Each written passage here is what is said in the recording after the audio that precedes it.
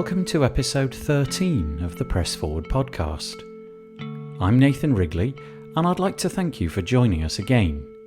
And if this is your first time with us, I hope that you like it and that you find it useful. If you want to make listening to this podcast a regular thing, you can subscribe to us on your favourite podcast player. This can be done by going to wpandop.org/podcast-feed. The Press Forward podcast is created by WP and Up. They are a charity working in the WordPress space to support the WordPress community. Their help is freely available at wpandop.org. To give you some insight into what WP and Up are doing and why there's a need for the service that we offer, I'm going to give you some data. So, WP and Up have provided roughly 2,500 hours of companionship and mentorship. We have over 3,500 members. Over 5,000 hours have been donated by volunteers, and there have been over 6,000 event attendees. You can see that there's a significant need for the support that WP and Up are providing, and to that end, we're always on the lookout for people who are willing to help us. If you'd like to support WP and Up financially, then please visit wpandup.org/give. And if you'd like to get involved in WP and Up, then please visit wpandup.org/contact, or look for the social links in the footer of the website. Sponsorship is also an option. You'll be supporting the important work that we're undertaking, and you can also be featured on the podcast. The Press Forward podcast is brought to you today by Green Geeks. Green Geeks offers an awesome managed web hosting platform that's built for speed, security, and scalability whilst being environmentally friendly. Enjoy a better web hosting experience for your WordPress website backed by 24/7 expert support. And we thank Green Geeks for helping us to put on the Press Forward podcast.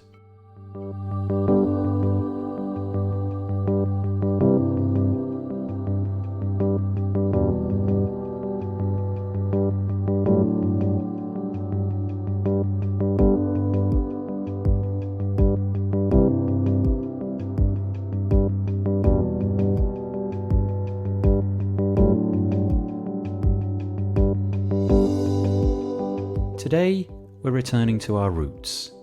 You may have noticed that for a couple of weeks, the podcast recordings came from the interviews that we did live at WordCamp Europe in Berlin. We've still got more of those to come because I was lucky enough to interview some really interesting people, so stay tuned for those. This episode, though, features Phil Morrow, who we briefly met in episode number 2. Phil has been working with WordPress and WooCommerce for many years, seeking to grow his agency and raise its profile. During the last year or so, growth did come. Now you might think that growth is a good thing, and of course you'd be right, but it brings with it some challenges. What sustained and worked when the agency was smaller might not work when it's growing. Procedures need to be amended. Staff need to be hired, and the cash flow needs to increase. Phil addresses these issues and tells us about the lessons that he's learned along the way, as well as things that he's still learning. If you're scaling your agency, then Phil's words might take on a special meaning and give you some insights born out of real experience. So this is a trigger warning. During today's episode, we briefly touch on the topics of mental health and panic attacks. So Phil, tell us about your agency. So we're Happy Kite. We're a sort of full-service e-commerce agency. So we build with WordPress and WooCommerce, and we do a bit of design, development, and marketing for generally sort of small to medium-sized businesses. We're now a team of 7, and 2 years ago we were a team of 3. I know obviously in the context of a lot of people that's not huge growth, but for me that's quite significant. And so we're now at the point where We're starting to work with slightly larger clients, slightly larger projects. All 100% of our projects are WordPress. We only work with WordPress, and the vast majority are WooCommerce. If a client comes along that's a good fit, but they don't need e-commerce, then we'll still work with them. But generally speaking, e-commerce is our specialty. So we know that Phil has scaled from 3 to 7 members of staff in the last year or so. He humbly says that this is not huge growth, but it's more than enough to alter the way that the business is run. I've always thought it would be nice if there was a manual to turn to, a definitive source of wisdom that could be studied, something that would guarantee that agency growth was painless and easy. Sadly, there isn't. Most of the time, growth is something that you work out for yourself as you go. Some of the decisions that you make work out and all is well. Other decisions lead you to consequences that you did not expect or even desire. Ideally, every decision, every meeting, every client interaction would bolster the business, add to its security and stability. But as Phil was learning on the job, that was not always his experience. Yep, I've made a lot of mistakes. So yeah, I hope there's something useful in there. I started out, the same way that a lot of people do, in that I was basically a freelancer, just making websites for people. So I sort of did a design, building and marketing for them. And I did all three, but I was not necessarily strong in any of them. And so I thought as I grew, I'd bring in people that were specialists in those things to make the business, to sort of grow the business from there. And that has worked well. And I believe we deliver really good work and good value for our clients. The downside of that is that what I've realized is that I've replaced myself in all the things that I'm good at and enjoy with other people. And so where we are in the business right now, I'm effectively sales and marketing and a project manager. And in some regards, I could almost take myself out of this business and I could be doing almost any business, because those skills don't change so much from business to business. So I'm sort of a level abstracted from the thing I was doing in the first place that I enjoyed and was passionate about. What I found over the course of this experience is that I am not a very good project manager, and I'm not very good at sales and marketing, for myself at least, for our company. And so one of the things we've realized and identified out of this is what my strengths are, and to try to get the business back so that I'm working at things I'm strongest at. So we know that what the next hires are going to be. So basically, as we grow, we'll be looking for sort of an account manager, project manager role. And if I was to go back in time a few years, I would be hiring that role much sooner, and myself be doing more of the design development. So yeah, that's a major learning. So one of the unexpected consequences of agency's growth is that Phil hired people to do the task that he loved the most. All the time, this felt like the right thing to do. People needed to be hired to keep up with the new work coming in. But it meant that Phil has now become a manager of people, something that he did not foresee. I'm always hearing people say that you need to allocate time to work on your business and not just in your business. Set aside time to stop doing the tasks that the clients need completed and work on the task that will promote and develop your business in the way that you want it to go. I wondered if, looking back, Phil feels like he was doing this. Was he planning what needed to be done and executing it, or reacting to situations as they came up? No, and I think that's obviously going to sound odd, especially in the context of me describing what I've been through. But in some ways, I'm grateful for this experience. It's changed the way I look at the business. Previously, I think we were very much running in autopilot. We pretty much, build it and they will come. We did good work, and other clients just came. And then I'll be like, oh, I've got too much work now. I'm going to hire somebody. And there wasn't a clear, intentional decision about what that next role was going to be, what I want to be doing, where I want to see the business going. It was just, we've now got too much work of this nature. Let's hire somebody that does that. So it wasn't really until I got to this stage that I realized, oh, hang on, I'm no longer doing the things I like. It just kind of, it sort of snuck up on me.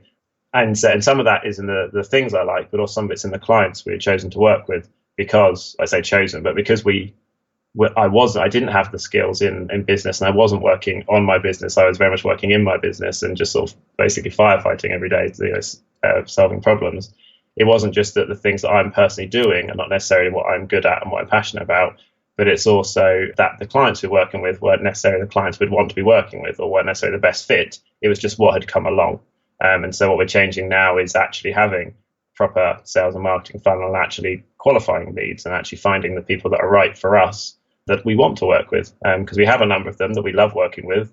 And if we can fill our days with those people, then happy days.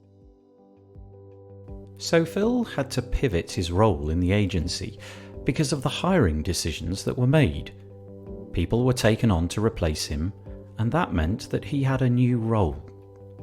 I asked him if he could turn back time and replay the whole process of growing the agency again. What would he do differently? And at what point would he rewind to? If I was to go back, I would go back to when it was just me, and I would actually write down on a piece of paper what it is that I want to wake up every day and be doing myself, like what sort of tasks I want to fill my day with, and what sort of people I want to be working with. And I know I would always wanted to grow the business. Working from home, working for yourself, it can be quite isolating. And I knew that having previously worked at other places and enjoyed collaborating, I knew I wanted to grow and collaborate with people in a team, and ideally seeing them face to face more often. And that's that is one thing we have consciously done. We've grown the team and we've grown it with an office, which I know is the norm everywhere else in the world, but in our industry maybe not so much. I would have from that point made it much clearer what do I want to be doing. And I think probably our third hire would have been an account manager, project manager sort of a role, to then basically start taking on the client facing side. As it stands, I'm still doing that to a certain degree along with my wife, who's I guess the sort of superhero of this story. But now as we grow, we will be hiring someone for that. But yeah, so at the moment the team is me and then my wife, and then we have 3 developers, sort of one more back end, one more front end, and one sort of a bit of both. And then I do the design still, and then we have 2 people that work in marketing. And so yeah, so I do some design, but mostly, as I said, sort of project management and sales now. As I mentioned at the start, there is no manual for growing your agency. Phil had to make his decisions based upon what he thought was right at the time, and learn from those decisions. Wouldn't it be good if there was some kind of support network that you could tap into? People who had been through this, or were going through it at the same time as you were. People with whom you could share your journey and strains. People who could support you as you supported them.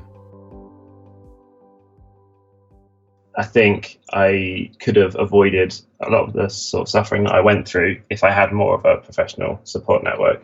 What I mean by that is that whilst I had people in my personal life that I could turn to, professionally I didn't. No one that I knew really ran their own business, and certainly nobody that I knew ran their own businesses in development and ran an agency or worked in WordPress. And so by being connected to OP enough and by speaking to more people, I now am in a position where I actually have people that are at least acquaintances. In some cases, I'd regard them as friends who I can turn to. And if I'm struggling, I can say, I'm having this problem in the business. And it's been hugely helpful to have someone then, even if it's just like a WhatsApp conversation, to just respond and say, yep, I have that same problem 4 times a year. This is how I deal with it. And it's just because it is, even though I'm not necessarily working from home as often and not as isolated as a lot of other people would be, even when you're in the office with your team, if you're the one running it, you can still feel incredibly isolated. And so being able to speak to other people that have basically done the same thing that you have is huge. And the advice you can get is priceless. So that's something I would really highly recommend people do proactively, even like long before they start experiencing issues, is build that network. Phil makes a great point about building relationships with people working in the same field as you do, so that you can offer one another support. The chances are that your close friends and relations, whilst being essential to you, might not have the technical knowledge of running a business like yours. Linking up with people who have been through what you're going through with your business might offer you a different support experience, and one that can assist you with the machinations of your business. In this case, we're talking about Phil and his agency's growth, but it's not limited to that. You might be a designer, a developer, a marketer, The truth is that you could be doing anything, and there's someone out there who can assist you. WP and Up might be a place where you can create those connections, and it's something that you could start doing today, no matter who you are or what your expertise is. Yeah, 100%. I think people that are drawn to sort of any sort of development, or writing code or anything like that for a living, these are people that we're very logical, and you sort of like, okay, here's an input coming in. If X happens, I know this is the outcome of it, and I'll handle these other outcomes, and now I've got everything mapped, kind of thing. And people don't conform to that, and so people can be intimidating in that regard. And so when I say I haven't got a support network, I've still attended, I think, every WordCamp London since it began. I just haven't really spoken to many people. I've always felt, once I've grown a bit more, once my agency is good, once I'm as good as these other people, I'll speak. When I'm on their level, I'll speak to them. That's the reason I'm not yet, because I'm not there yet. I'm still, I don't know what I'm doing like they do. They've got it all, together, and I haven't yet. I guess that's sort of an imposter syndrome sort of thing, and I think that's a very unhealthy attitude. And certainly, if I think of it the other way around, if I know someone else was where I was a couple of years ago, and they saw me at WordCamp, I'd absolutely love for them to come up and speak to me. And so I'm going to start trying to think more in that regard. If I want to go and talk to other people who are ahead of where I am, that they probably haven't got it all as together as it maybe looks, and that they would be more than happy to help or offer advice to people that are going through it as well. Now that Phil has been through this transition and is coming out the other side, he's learned some lessons along the way. Obviously, he could keep all of his knowledge to himself, but better yet, he could share it with his staff so that they were able to benefit from it and short-circuit their own career development. Yes, that's where we're currently getting now. Through my own experiences, I've started to realise this is a wider problem. And the first step for me in that is actually, I've quite transparently opened up to my team about what I went through. Well, they also knew there were issues, because effectively what happened was my wife and I swapped jobs for a few weeks. So they knew that I'd been struggling, but I've been very open with them about my own mental health struggles, which I think is sort of really the first step in addressing these things. And yeah, from there, we offer flexible working hours. We're very flexible with our team to try and fit around their needs. And people do have days when they'll be off sick, but that sickness is more sort of a mental health day, really. Yeah, I think that's really the beginning of it. It's now going to become a much more prominent part of the way I think about it and the way I think about my team as well. I know that's something that WP and Up are going to be doing more of as well, coaching companies to allow to support them. So I will be introducing my team to WP and Up as well, so they know they've got somewhere they could turn if they didn't feel they could turn to us within the team. WP and Up offer support across their 4 health hubs. They are mental health, skills health, business health, and physical health. You've probably noticed that Phil's story has, thus far, been related to his business and the resulting impact that this has had on his mental health. These are all areas that WP and Up can support you with. I wanted to move the conversation on to talk about how Phil looks after his physical health. I started by asking him if he thinks that his physical health impacts upon his mental health. Are the two intertwined? Yes, 100%. At least for me. I also being careful about, there's no, I guess, silver bullet and different things work for different people. Yeah, for me, I have found that I have now started going running in the morning. I basically try and start my day when it was the hardest parts. My objective for the day was the kind of cliche: get up, make the bed, open the curtain. If you've achieved that, you've done well. But now that I'm more returned to a more normal life for myself, I still try to keep the good habits up. So I get up, make the bed, and then every day I leave the house. When I can, I try to go for a run. To begin with, I wasn't very good at running, and it's caused me injuries, so I can't go too often. But if I'm either not able to run because maybe I'm not really feeling that great that day, and it's a bit tricky for me to go and do it, or if I've pulled a muscle or something, I will force myself to still go out of the house. And even if I just walk around sort of the block for 5 minutes, it's really helped me, particularly that time of day as well. Basically, after I get up, when most of the world's not really woken up yet and the sun's coming up, it's a really nice time and it's enormously helped me. And it just sets my day up in a way that makes me feel much more like I can take on any challenges I'm facing rather than being afraid of them. So yeah, it's been a significant help for me. If you were paying close attention to Phil's words earlier, you'll have noticed him say that for a period of time, he and his wife swapped roles at the agency to allow Phil to concentrate upon himself for a while. This got me thinking about the role of the family in Phil's life over the last few years. I wondered if he had found it easy to open up about his mental health with this immediate family and the wider family. Yeah, so there's two answers to that. With my wife, I didn't really have a choice whether I opened up to her or not. The problems were so self-evident, and obviously we live in the same house. There was no going about it. There's no way to hide it. Not that I would have done anyway. And she basically is the reason I managed to get through it, primarily because we basically, as I said, swapped lives when it became the point where I couldn't physically get to the office or I couldn't look at my emails without having a panic attack. She stepped in and basically took over, which was incredible because she doesn't really have background that we have. So she was project managing projects that she didn't really understand. But yeah, she was phenomenal. And she, over the next few months, we started to gradually reverse that. So to the point where I'm now back full time, and she still does work in the business like a couple of days a week. But certainly at the beginning, she was in it full time, and I was banned from checking my emails, checking Slack, checking Asana, turning the computer on. I was just to focus on me and recover. And that was, I don't know how I'd have got through it without that. I think I'd probably still be in a bad place if it wasn't for that. Outside of that, one of the people in my team is actually our head developer is actually my brother.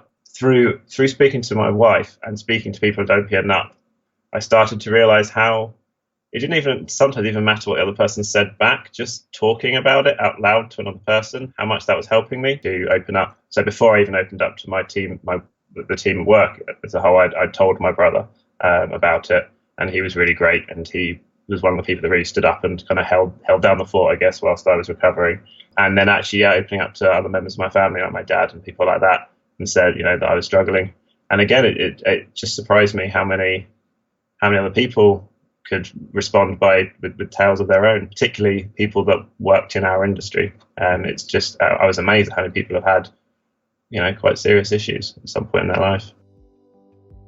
You might be the kind of person who is willing to share your experiences, both good and bad, easily with other people. You might find this hard. Maybe you can talk to colleagues at work, but not your own family, or vice versa. In Phil's case, one thing led to another, and before too long, he had managed to get support from his extended family, his colleagues, and people at WP & Up. I was interested to know if the conversations that he had had with these varied support networks were themselves different. Did he feel able to share all his stories with all the people, or were there differences in what he shared and to whom he shared it? Yeah, I think that was true. And with family, I would maybe reveal more about how I was, the personal effects on me, and then things like how we were managing, because I've got 2 young children, how we were sort of trying to manage everything and sort of shield them from things. But then maybe with family, not sharing some of the sort of more financial aspects of the business, which I will happily share with people at WP & Up. And because, as you mentioned, that I think the four hubs are spot on, with the mental health being my primary issue. And there are things I'm doing to work on that. It's fed in by sort of the bad habits that I had in exercise and skip, but the business especially, the things I didn't know and the skills I didn't have in running my business. And then some of it in the skills themselves, some of what we were doing that was causing the anxiety is because we're working with bigger clients and we were doing things that were maybe technically out of our comfort zone a bit more. And so, yeah, I think it's those 4 hubs are spot on all of the problems existing in my world at the moment. I think people need to be honest with themselves, and actually, I would always reach out to Open Up to begin with. For me personally, if you're in WordPress, I just think it's perfect. It's a lovely group of people. They can help you figure out what the next steps are. I think some people, those next steps, probably things like therapy. Having a professional talk to you about your mental health. and that's something that I have been doing some of, with some success actually. No, I mean that for me was kind of the hub that then led to everything else. Yeah, I mean, as I said, I think support networks are really important. So anywhere online or in person where you can meet up other like-minded people that are doing the same thing day in day out as you is fantastic. I'm sometimes careful of some of the Facebook groups because certainly when I was struggling more, as with just with everything with social media, often people are presenting their best version of themselves, and I think sometimes it's the same with agency life and people showing the better projects they've done, things like that, rather than maybe saying things like I really struggled with this or this project went badly. So I'd be a bit guarded, I guess, with that side, but that's just me.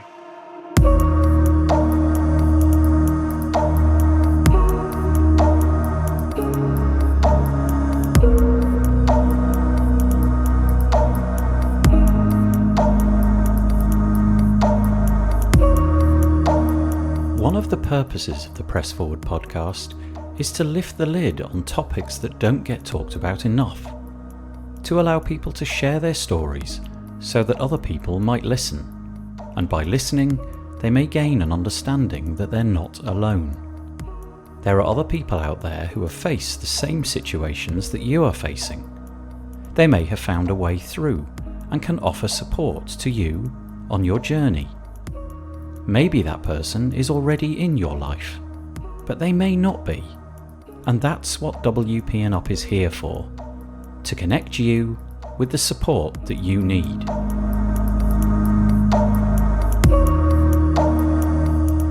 The Press Forward podcast is brought to you today by Green Geeks. Green Geeks offers a specially engineered platform that gives WordPress users web hosting that is designed to be the fastest, most secure and scalable hosting available in multiple data centers. Their WordPress hosting makes deploying and managing WordPress websites easy with automatic one-click install, managed updates, real-time security protection, SSD RAID 10 storage arrays, Power Cacher, and expert 24/7 support to make for the best web hosting experience.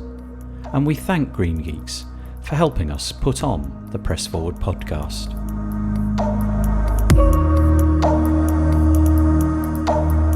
That's it for this week.